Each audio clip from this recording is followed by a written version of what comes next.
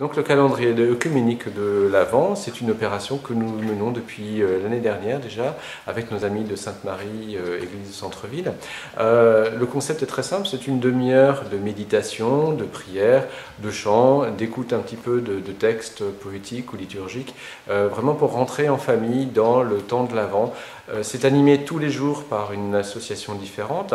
Ce sont des associations qui sont proches de nos églises catholiques ou protestantes de Mulhouse et environ. Alors c'est très simple, hein, c'est des associations comme le Nid, Kirk, la CIMAD, Comenius, l'aumônerie des prisons, l'aumônerie des maisons de santé. Voilà, chacun avec sa spécificité, sa particularité, son type de public, eh bien, qui amène sa propre sensibilité pour nous faire rentrer dans le temps de l'Avent.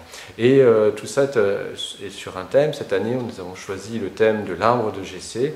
Donc c'est une préfiguration de la venue du Messie. Et c'est illustré par des tableaux sur ce thème, réalisés par le peintre mulhousien bien connu, Fabrice Sylvain-Dec. Alors quel est mon degré d'implication dans la manifestation de l'Avent organisée par la paroisse Sainte-Marie, Mulhouse et Saint-Étienne-Réunion? C'est d'illustrer la période de l'Avent par des peintures sous la thématique de l'arbre de Jessé. L'arbre de Jessé, je l'ai repris en essayant d'insérer le Christ dans une lignée plus spirituelle que royale. Et donc j'ai décidé de repartir de grands moments de l'évolution de l'humanité à travers les figures qui ont marqué cette histoire. Donc je suis parti d'Adam et Ève chassés du paradis, qui rentrent dans la nuit de l'Avent.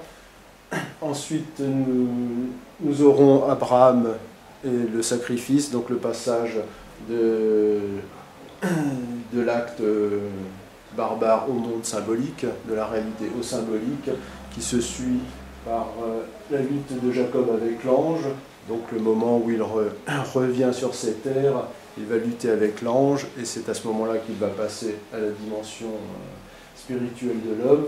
Alors l'arbre de Jessé, c'est en fait la lignée du Christ qui est définie par les évangiles de Matthieu et de Luc et qui inscrit Jésus dans une lignée royale.